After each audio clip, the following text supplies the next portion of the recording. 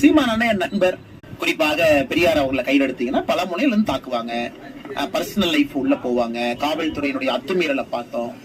ஒரு மனிதனை தொடர்ந்து நீங்க அடிச்சுக்கிட்டே இருந்தீங்கன்னா அது எவ்வளவு பெரிய மனிதனாக இருந்தாலும் ஒரு இடத்துல மனது சோர்வடையும்.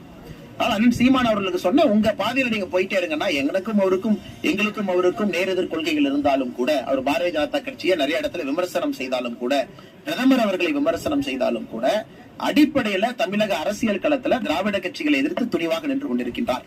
அதனால ஒரு துணிவா இருக்கணும். அவருடைய பாதையில் அவர் போட்டு எங்க பாதையில் நாங்க போறோம்.